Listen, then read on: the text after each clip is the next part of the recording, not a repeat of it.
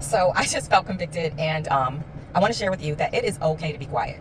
So here's the scenario. What I received in the vision I see is that someone is like, man, when you get into a conversation with someone and then there's that awkward silence in between and you're just like, crazy weather we're having, right?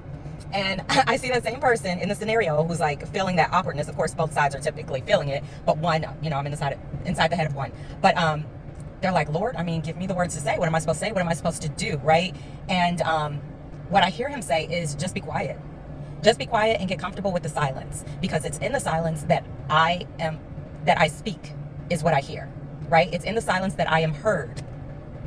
So sometimes, listen, the world teaches us, even like, okay, I just came from the gym, of course. I just came from the gym, and listen, if I didn't have my earbuds with me, I'd be like, I'm not going. Actually, that happened. One time I lost my earbuds, and I told my husband, I had a whole tantrum, right? A whole tantrum. Me, grown woman, had a tantrum because I couldn't find my earbuds. They were completely gone. I turned the house upside down and inside out. Boy, you turned me. And I couldn't find them anywhere. They were completely gone. Pretty sure I lost them at one of the boutiques that I had. Maybe somebody shopped them or whatever. It doesn't matter. But I just didn't have them. So I was like, I'm not going to the gym. I can't sit in that silence. I can't listen to the gym music. I'm not going to do it. And the real reason was because I didn't want to sit with myself. Because my mind starts to go in. I start reflecting on times of old. I start thinking about conversations. I start thinking of the things I should have said, or repeating the things that somebody else might have said, and all those things.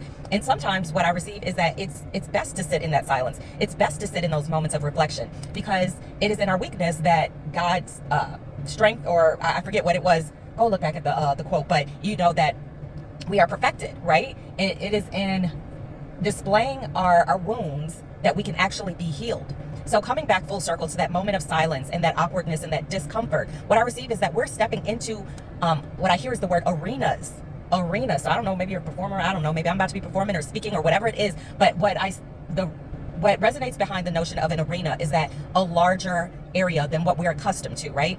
And we're about to enter arenas that we feel uncomfortable with, but what I receive is that we should not feel the urge to fill that space up, that larger space, with our own voice because of our discomfort. Because what I also receive is that we can speak ourselves out of our blessings, right? So it's like God is saying, hush, close your mouth, do not speak on certain things and in certain moments. Do not feel like you have to be the one to heal the discomfort or the silence. Because what I also receive, man, this has so many different layers to it, and I hope you're picking up what resonates with you. But what I also receive is like, sometimes you might get into the presence of someone maybe that hurt you, right? And then because you feel uncomfortable and maybe you can sense their discomfort or their guilt, you let them off the hook by cracking a joke or by filling the air with some sort of generic conversation. And what I receive is, no, you're trying to perform the Lord's work, right? In that moment, and not in the kingdom building way, I heal you, instead of allowing them to heal themselves through walking with God, right? There's so many different layers to this.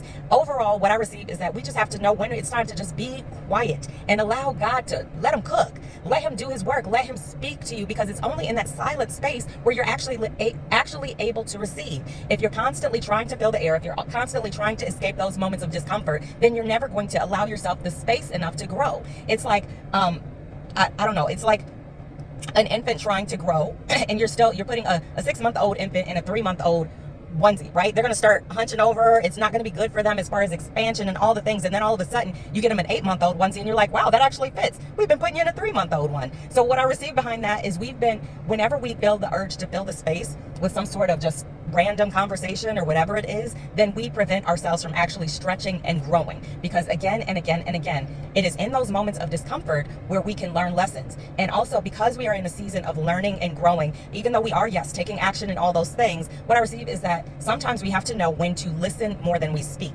because we don't know everything. And if we're trying to go into new arenas, larger arenas, then maybe, just maybe, we need to pay attention to the ones who have come before us. And if we're the ones that are leading the charge, then we have to let God be the true leader of our ship or boat or whatever it is. So that's it. But you know what I say? These are my moments. It's your life. You're strong. You're powerful. You get to decide. And that's it. Bye.